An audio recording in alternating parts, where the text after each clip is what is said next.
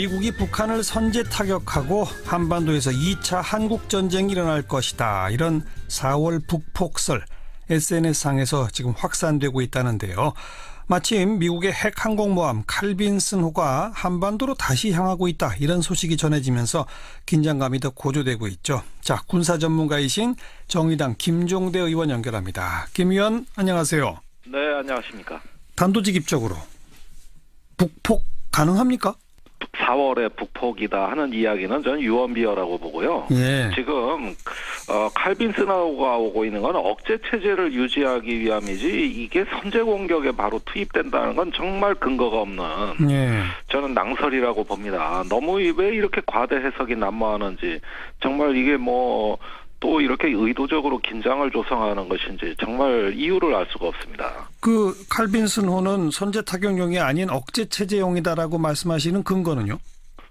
94년하고 2002년 두 번의 이제 북핵에 대한 선제 공격을 검토한 적이 있습니다. 예. 그런데 가장 근접했던 것이 이제 94년 사례인데. 네. 우선 서울에 사는 외국인들 철수 대책을 먼저 세웠죠. 예. 그때 외국인이 서울에 7만 명이었어요. 네. 지금 70만 명입니다. 예.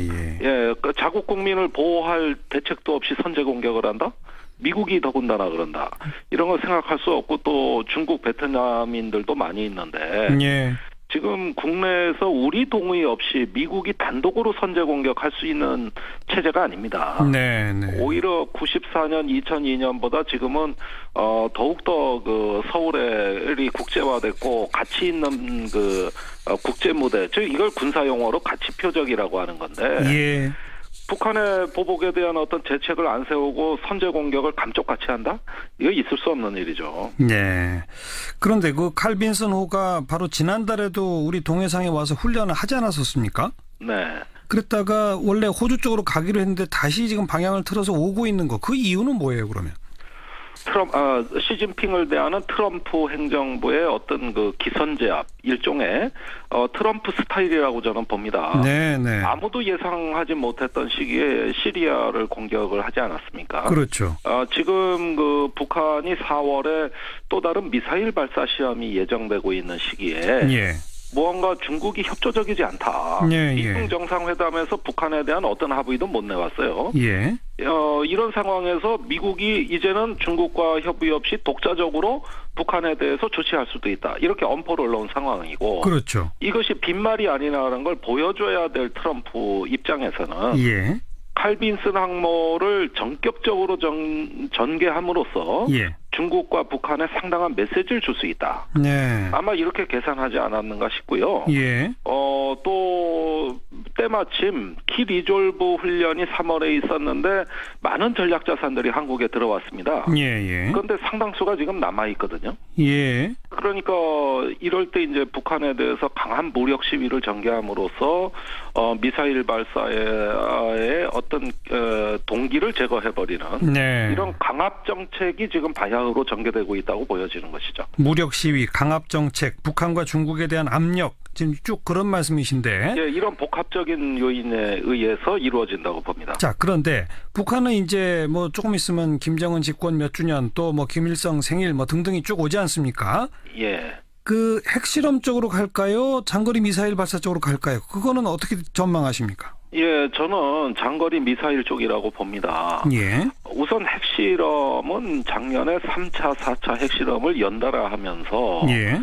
핵의 위력이 굉장히 상승했습니다. 예. 그렇다면 시간을 좀 버는 거예요. 어느 정도 목표를 달성했다고 볼 수가 있는데 예. 미사일의 경우에는 주어진 계획대로 개발을 계속해야 되거든요. 예. 그러니까 핵보다는 미사일 쪽이 조금 더 급하다. 예. 결국은 핵탄두와 미사일이 만나야 되는데 핵탄두 쪽은 작년에 폭발한 위력이 상당합니다. 예. 20kton에 육박을 하는 이런 어떤 위력이 입증이 됐기 때문에 이 정도면 됐고 문제는 그걸 운반할 수 있는 운반체로서의 장거리 미사일에 더 주력하지 않겠는가. 알겠습니다. 예. 그럼 이제 가장 결정적인 질문인데 지금 핵항모까지 다시 오고 이런 모든 게 북한이 그런 도발을 못하도록 하기 위한 압박이라고 말씀하셨잖아요. 네.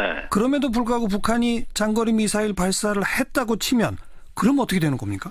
지금 중국의 입장도 매우 긴박해지고 있어요. 예. 우다웨이 특별 사무가 한반도 담당 특별 사무가 지금 한국에 들어와 있지 않습니까? 예. 이거 한중 관계가 단절된 상황에서 이례적으로 들어온 거거든요. 예. 이러면서 미국과 중국이 각기 북한을 만류하고 또는 협박하는 네네. 이런 흐름들이 동시에 나타나고 있습니다. 예. 그런 것을 다 도외시하고 북한이 정말로 태양절 예컨대 4월 15일을 기준으로 해가지고 어떤 모종의 전략적 도발이 있다. 네.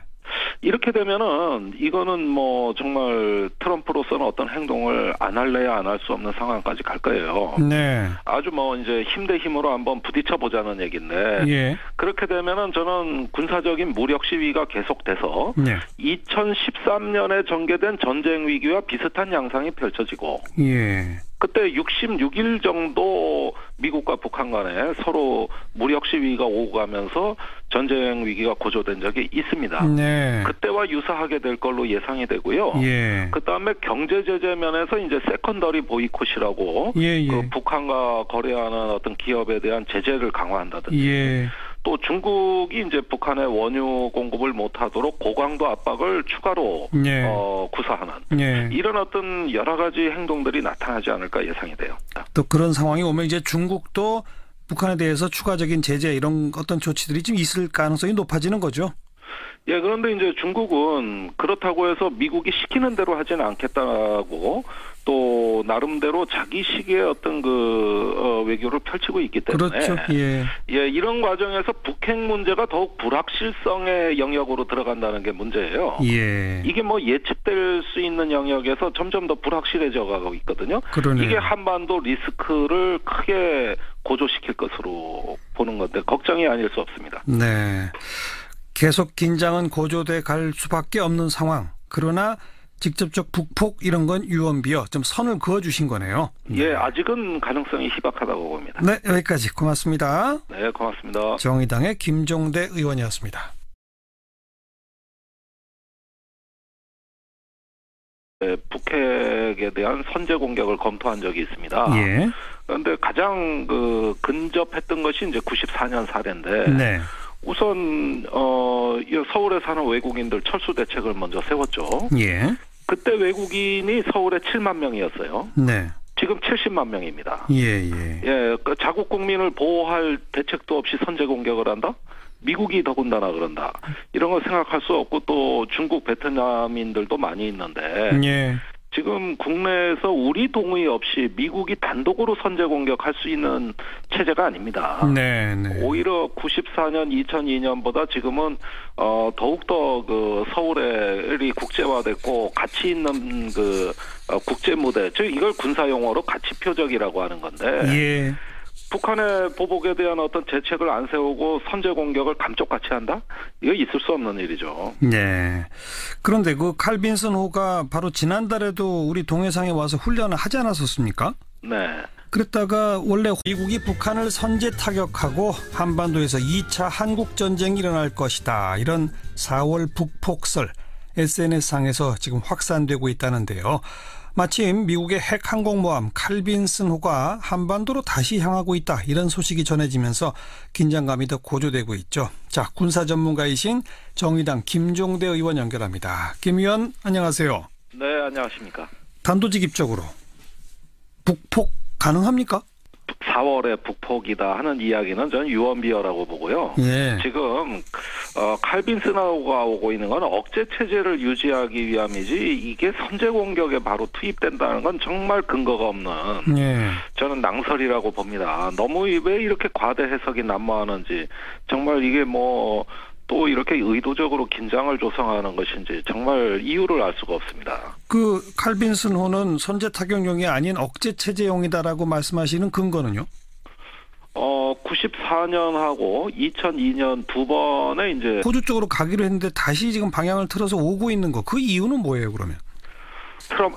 시진핑을 대하는 트럼프 행정부의 어떤 기선제압 일종의 트럼프 스타일이라고 저는 봅니다. 네. 아무도 예상하지 못했던 시기에 시리아를 공격을 하지 않았습니까? 그렇죠.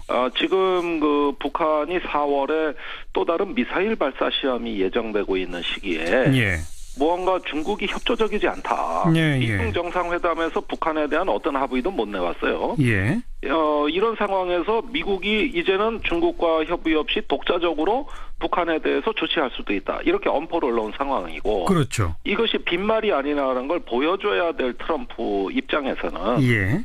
칼빈슨 항모를 전격적으로 전개함으로써 예. 중국과 북한에 상당한 메시지를 줄 수 있다. 네. 아마 이렇게 계산하지 않았는가 싶고요. 예.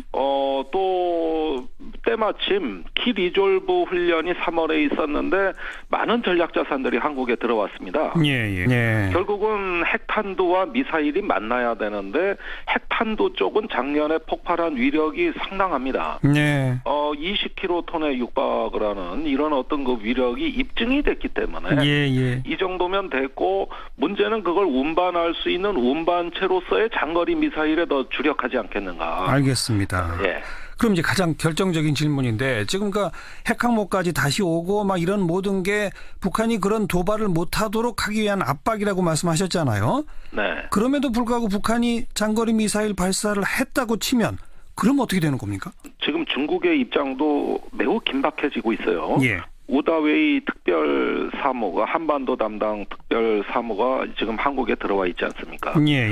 이거 한중 관계가 단절된 상황에서 이례적으로 들어온 거거든요. 예. 이러면서 미국과 중국이 각기 북한을 만류하고 또는 협박하는 네네. 이런 흐름들이 동시에 나타나고 있습니다. 예. 그런 것을 다 도외시하고 북한이 정말로 예. 그런데 상당수가 지금 남아 있거든요. 예. 그러니까 이럴 때 이제 북한에 대해서 강한 무력 시위를 전개함으로써 미사일 발사의 어떤 동기를 제거해버리는 네. 이런 강압 정책이 지금 바야흐로 전개되고 있다고 보여지는 것이죠. 무력 시위, 강압 정책, 북한과 중국에 대한 압력 지금 쭉 그런 말씀이신데. 예, 이런 복합적인 요인에 의해서 이루어진다고 봅니다. 자, 그런데 북한은 이제 뭐 조금 있으면 김정은 집권 몇 주년 또 뭐 김일성 생일 뭐 등등이 쭉 오지 않습니까?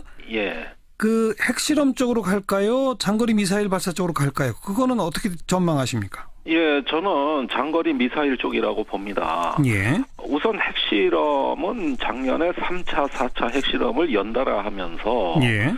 핵의 위력이 굉장히 상승했습니다. 예. 그렇다면 시간을 좀 버는 거예요. 어느 정도 목표를 달성했다고 볼 수가 있는데 예. 미사일의 경우에는 주어진 계획대로 개발을 계속해야 되거든요. 예. 그러니까 핵보다는 미사일 쪽이 조금 더 급하다.